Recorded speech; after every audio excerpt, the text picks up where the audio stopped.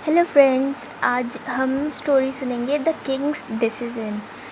और ये कहानी विक्रम और वेताल से स्टार्ट होगी, क्योंकि वेताल किंग विक्रम को सुना रहा है ये कहानी।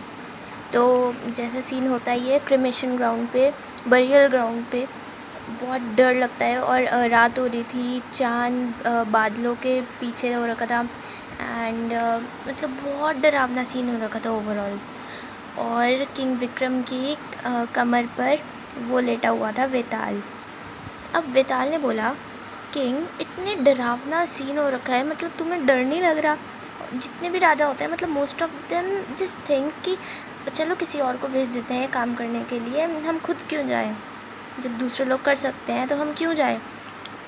पर वो सक्सेसफुल नहीं रहते।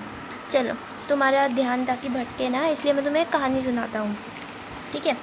तो स्टार्ट। तो एक राजा था जिसका नाम शांतनु था।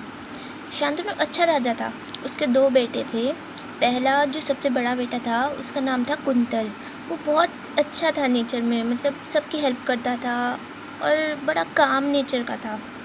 और जो छोटा वाला था चंचल, उसका नाम ही चंचल था। तो वो बहुत हॉट हेडेड था, बहुत मतलब उसको गुस्सा आता था बहुत। ठीक है। और गुस्से में इंसानों की सोचने की शक्ति कम हो जाती है, ठीक है। उन दोनों ने अपनी सारी पढ़ाई और धनुर्विद्या या जो भी लड़ाई वड़ाई का सीखना होता है राजाओं ने, वो सीखा उन्होंने। अब टाइम आया कि राजा को अपना सक्सेसर चुनना था, अपना उत्तराधिकारी चुनना था, ठीक है। तो अब प्रॉब्लम आ गई। दो बेटे थे, पर राजा के लिए तो सिंपल था। राजा ने बोला कि ट्रेडिशन के हिसाब से जो सबसे बड़ा बेटा है, कौन है? कुंतल। कुंतल को राजा बनना चाहिए। पर चंचल ने बोला, नहीं, ये सही नहीं है, तुम्हें मतलब ओल्ड ट्रेडिशंस को फॉलो नहीं करना चाहिए, अब बहुत हो गया। तो फिर कुंतल भी कहता है कि हाँ फादर, कोई बात नहीं, आप चंचल को राजा बना दीजिए, मैं उसका असिस्टेंट बन जाऊँगा। अब चंचल बोलता है कि देखिए पिताजी, अब जब मेरे भाई को कोई प्रॉब्लम नहीं है तो अब आपको क्या प्रॉब्लम है? मतलब अगर मेरा भाई राजा नहीं बनना चाहता है तो मुझे बना दीजिए। अब टाइम आ गया है कि तुम ट्रेडिशंस को तोड़ दो। फिर अब राजा बोलता है, अच्छा अगर ऐसी बात है तो फिर हमें अपनी चॉइस को सिर्फ रॉयल फैमिली तक ही क्यों रखना चाहिए, सिर्फ राज्य महल तक ही क्यों रखना चाहिए? बाकी जो हमारा पूरा राज्य है उसमें भी बहुत सारे लोग हैं जो काबिल है राजा बनने के, उनमें से किसी को बना देते हैं। पर चंचल ने बोला, नहीं जी, क्योंकि देखो, चंचल ने कहा कि लोगों को जितना भरोसा शाही परिवार के लोगों पर है उतना किसी बाहरी व्यक्ति पर नहीं होगा। तो अब राजा ने कहा, चलो अगर ऐसी बात है तो फिर लोग बड़े बेटे का ज़्यादा रिस्पेक्ट करते हैं, तो फिर कुंतल को ही राजा बनना चाहिए। पर फिर चंचल ने बोला, नहीं, ऐसा नहीं होना चाहिए। अब काफ़ी सोचने के बाद राजा एक डिसीज़न पे आया। उसने बोला कि तुम दोनों राज्य में जाओ, टूर लो, और उनके पीछे अपने सीक्रेट स्पाइस भेज दिए। और जब भेजे तो फिर उन्होंने स्पाई से पूछा कि उन दोनों कुंतल और चंचल को लोगों ने कैसे रिसीव किया, उनके साथ कैसा ट्रीट किया। अब जब वो दोनों राज्य में गए तो जितने भी लोग थे सबको जो चंचल था उसका नेचर पता था, वो कितना गुस्से वाला है। तो सब लोगों ने ना चाहते हुए भी उसको बहुत रिस्पेक्ट के साथ ट्रीट किया। बट कुंतल को वो लोग प्रेफर करते थे, वो चाहते थे कि कुंतल राजा बने, पर फिर भी वो ओपनली उससे ज़्यादा उसको दिखा नहीं सके कि वो उसको कितना चाहते हैं। तो अब टूर से वापस आने के बाद चंचल अपने पिताजी से मिला और उसने बोला कि अभी तक तो आपके स्पाइस ने बता दिया होगा आपको कि मैं लोगों में कितना पॉपुलर हूँ। राजा ने कहा, नहीं, ये सच नहीं है। लोग कुंतल को अपने जैसा ही मानते हैं, और दूसरी तरफ तुमसे वो इतना डरते हैं, और राजा वही बन सकता है जिसे लोग सच में अपने दिल से चाहते हो। अब अब चंचल ने बोला, होगा मेरा भाई उनमें से एक जिनको लोग पसंद करते हैं, पर इसका मतलब ये तो नहीं है कि वो अच्छा राजा बनेगा, क्योंकि अच्छा राजा तो वो होता है जिससे लोग डरते हैं, जिसको रिस्पेक्ट करते हैं, जिसको बड़ा मानते हैं, है ना। और सब लोगों के पास मेरे प्रति यही इमोशंस हैं, तो शायद मुझे ही बनना चाहिए राजा। अब जो शांतनु था वो हंसा और बोला, एक बात याद रखो, जब तुम राजा बन जाओगे और लोगों को तुम्हारा व्यवहार या तुम्हारा बिहेवियर पसंद नहीं आया, तो फिर लोग सारी रिस्पेक्ट भूल जाएंगे तुम्हारे लिए और वो रिवॉल्ट कर देंगे। अब चंचल ने बोला, अगर ऐसी बात है तो फिर मुझे एक चांस दो, मैं प्रूव कर सकता हूँ कि मैं अपने भाई से अच्छा हूँ। राजा ने कहा, चलो ठीक है, तो फिर अब मेरे पास तुम्हारे लिए एक टास्क है। हमारे राज्य के वेस्टर्न बॉर्डर पे एक ही जड़ से उगते हुए 3 पेड़ हैं। अब लोग मानते थे कि उन पेड़ों में भूत प्रेत रहते हैं, तो उन्होंने मुझे बोला था कि काट दो उसे, तो मैंने उन्हें काट दिया था। अब वो पेड़ फिर से उग गए हैं, जबकि उगना नहीं चाहिए था। तो फिर इसका मतलब अब लोग समझते हैं कि वो फिर से भूत वगैरह सब वापस रहने लग गए हैं उस पेड़ पर। तो फिर क्या तुम एक ही स्ट्रोक में उन तीनों पेड़ों को एक साथ काट सकते हो? तो फिर चंचल ने बोला, हाँ बिल्कुल काट सकता हूँ।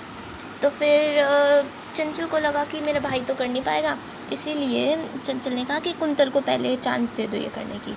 लेकिन जब कुंतल को बताया गया कि तुम्हें ये चांस मिला है, कुंतल ने कहा कि नहीं नहीं, कोई बात नहीं, मैं अपने भाई को इस अपॉर्चुनिटी से डिप्राइव नहीं करना चाहता हूँ। मैं नहीं चाहता हूँ कि वो छूट जाए ये काम करने से, क्योंकि उसे पता था कि वो काट देगा खुद। तो फिर कुंतल ने कहा कि उसे ही दे दो फर्स्ट चांस। ठीक है। अब चंचल ने जब एक ही बारी में एक ही स्ट्रोक में तीनों पेड़ों को काट दिया, अब देखने वाले हैरान रह गए। बट किंग ने कहा कि मैंने इन पेड़ों को काटा था ताकि मैं अपने राज्य को उन भूत प्रेतों से बचा सकूं, बट तुमने इन पेड़ों को काटा ताकि तुम किंग बन सको। तुम सेल्फिश हो, तुम्हें मैं राजा नहीं बना सकता। चंचल ने फिर बोला कि अरे यार, अरे रुको, ये आप गलत समझ रहे हैं, मैंने भी तो राज्य को बचाने के लिए काटा है इनको, तुम एक और टेस्ट ले लो मेरा। चंचल ने बोला कि मैं आपको एक आइडिया देता हूँ, आप मुझे और मेरे भाई को एक सिटी 1 साल के लिए मैनेज करने के लिए दे दो, फिर लास्ट में जो रिज़ल्ट आएंगे उनसे पता चल जाएगा कि कौन अच्छा राजा बन सकता है। किंग ने कहा, हाँ यार ये सही है, हम ऐसे ही करेंगे। तो फिर राजा ने धर्मपुरी कुंतल को दी और सत्यपुरी चंचल को दी। अब वो दोनों अपनी अपनी सिटीज़ में 1 साल के लिए रूल करने के लिए चले गए। कुंतल ने वहाँ जाके धर्मपुरी के सभी लोगों से मीटिंग की और उनकी प्रॉब्लम्स वगैरह जो भी थी वो सुनी, और कुछ सिटीजन्स के हिसाब से जो अच्छे लोग थे, कुंतल ने उन सबको मिलाकर एक कमेटी बनाई और उनको काम दिया कि तुम दिन प्रतिदिन मुझे बताते रहोगे कि राज्य में चल क्या रहा है और कोई प्रॉब्लम तो नहीं है। और एट द सेम टाइम उसने अपने आप को एक्सेसिबल किया, कोई भी उसके पास कभी भी अपनी प्रॉब्लम्स लेके आ सकता था, और वो चाहता था कि सब खुश रहे और बिना वो डिस्क्रिमिनेट भी नहीं करता था, रिच पुअर कैसा भी हो सब मेरे पास आ सकते हैं, ठीक है। और वो कभी कभी गरीब लोगों के घर में भी जाता था, उनके साथ खाना खाता था, उनसे उनकी परेशानियाँ सुनता था, और ओवरऑल कुंतल बहुत अच्छा राजा था। ऑन दी अदर हैंड चंचल ने तो अपने आप को भगवान मान रखा था। उसने अपने फ्रेंड्स और उसके रिलेटिव्स को हाई पोस्ट्स पे रखा था, उनको मतलब अच्छे से पैसे वैसे देता था, और जो भी उसके रूल्स को नहीं मानता था और मतलब नहीं मानता था, उसको अपोज़ करता था, उनको पनिशमेंट देता था। सत्यपुरी के लोग उससे बहुत डरते थे। अच्छा, अब दोनों सिटीज़ बहुत डेवलप हुई इन दोनों सालों में, और किंग भी अपने स्पाइस के द्वारा मतलब सारा उसने ट्रैक रखा कि क्या क्या चल रहा है उनके दोनों सिटीज़ में, और सिटीजन से भी पूछा कि तुम बताओ कैसा राजा, मतलब क्या क्या चल रहा है, तो राजा तुम्हारा ख्याल रखता है, अच्छे रूल्स बनाता है या नहीं बनाता। अब लोगों ने बोला, जो सत्यपुरी के लोग थे उन्होंने बिल्कुल मतलब बिल्कुल भरोसे के साथ मतलब बिल्कुल एकदम से बोला कि हाँ चंचल बड़ा अच्छा किंग है, बहुत अच्छा किंग बनेगा। लेकिन जब धर्मपुरी की बात होती है तो लोगों ने मतलब ज़्यादा इतने बढ़ा चढ़ा कर नहीं बोला उन्होंने, लेकिन हाँ ज़्यादातर लोगों ने बोला कि हाँ कुंतल बहुत अच्छा राजा बन सकता है। और जब साल ख़त्म हुआ तब दोनों के दोनों प्रिंसेस अपने राज्य में वापस आए।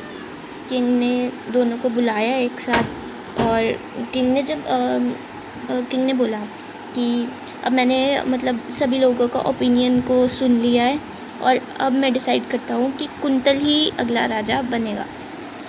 कुंतल ने बोला मैं आपके डिसीजन के ऊपर खरा उतरूँगा। बट चंचल ने गुस्से में फिर बोला अरे मतलब अब लोगों ने भी बोला है कि मुझे राजा बनना चाहिए, तुम्हें अभी भी मतलब आप मुझे राजा नहीं बना रहे हो। अब किंग शांतनु ने बोला कि एक राज्य में बहुत सारी सिटीज़ होती है और है भी हमारे राज्य में, हमारा बहुत बड़ा राज्य है, तो फिर राजा अकेले तो पूरी कंट्री को संभाल नहीं सकता, तो वो अलग अलग मंत्रियों को अलग अलग सिटीज़ देता है। अब अगर वो मंत्री अच्छे होंगे तो वो सिटीज़ हर एक सिटी अच्छे से डेवलप करेगी, अच्छे खासा मतलब अच्छा रहेगी। पर अगर वो मंत्री ही सही नहीं होंगे तो फिर तो अगर राजा भी अच्छा होगा तो भी कुछ नहीं कर पाएगा, और वो जो लोग होंगे उस सिटी में रहने वाले वो भी बहुत सफ़र करेंगे। तो ये चीज़ धर्मपुरी और सत्यपुरी के लोग अच्छे से जानते थे, इसीलिए मेरा फाइनल डिसीजन है कि मैं कुंतल को ही अपना सक्सेसर बनाऊंगा, वही राजा बनेगा।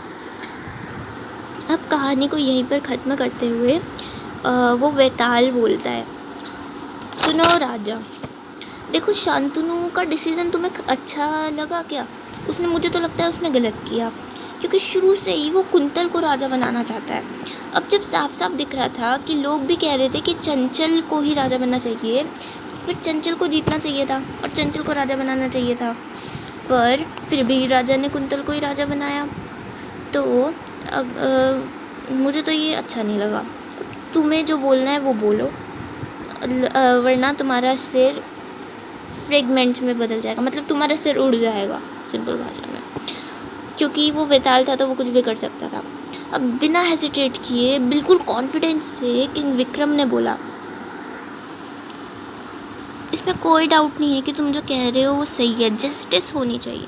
पर एक रीज़न था कि धर्मपुरी के लोगों ने कुंतल को राजा बनाने के लिए वोट किया, क्योंकि मतलब कुंतल को वो राजा इसलिए बनाना चाहते थे, कुंतल को उन्होंने राजा बनाना नहीं चाहा, वो नहीं चाहते थे कुंतल राजा बने, क्योंकि लोगों को पता था कि अगर कुंतल राजा बन गया तो फिर उन्हें पता नहीं था कि मतलब सिटीज़, अलग अलग सिटीज़ का अलग अलग मंत्री होता है, तो उन्हें पता नहीं था कि मंत्री कैसा होगा, क्योंकि मंत्री के हाथ में होता है सिटी। तो इसीलिए वो चाहते थे कि कुंतल ही उनका एडमिनिस्ट्रेटर बना रहे, मंत्री बना रहे, और क्योंकि वो लोग जानते थे कि कुंतल बहुत अच्छा है। और दूसरी तरफ सत्यपुरी के लोग चंचल को बिल्कुल पसंद नहीं करते थे, फिर भी उन्होंने उसे राजा के लिए वोट किया, क्योंकि वो चाहते थे कि बस इससे तो पीछा छूटे, क्योंकि जो राजा बनेगा वो मंत्री तो बन नहीं सकता, वो मतलब उस सिटी से दूर ही रहेगा, तो लोग चाहते थे कि वो चंचल से दूर ही रहे। इसीलिए किंग शांतनु ये सब कुछ समझ चुका था, इसीलिए उसने ये डिसीज़न लिया, और शांतनु का डिसीज़न बिल्कुल सही है, उसे यही करना चाहिए था। अब ये सब सुनने के बाद वो वेताल ने कहा मतलब वेताल को लगा कि हाँ इसने सही बोला, और वो वेताल एकदम से एक जर्क देते हुए, झटका देते हुए एकदम से उसकी कमर से मतलब कंधे से उठा विक्रम के और उड़ गया और वापस उस पेड़ पे लटक गया। अब किंग विक्रम थोड़ा सा झटके से, थोड़े झटका लगा था उन्हें, और वो वापस अपनी तलवार निकाल के उसका पीछा करने लगे। कहानी ख़त्म। Thank you for listening my story. And इससे पहले मैंने हैरी पॉटर की सीरीज़ शुरू की थी, पर मैंने डिलीट भी कर दी थी, क्योंकि मुझे लगा वो हैरी पॉटर बहुत बड़ी स्टोरी है, उसके लिए मुझे बहुत सारी वीडियोस देनी पड़ेंगी, और अगर आपको हैरी पॉटर सुननी है वो पार्ट है जो टीवी पर नहीं आया हुआ है, तो अगर आपको वो सुननी है देन कमेंट्स में बताइए, एंड प्लीज़ इसके बारे में, स्टोरी के बारे में भी कमेंट कीजिए, और मैं ऐसी स्टोरीज़ लाती रहूँगी आपके लिए। Thank you so much.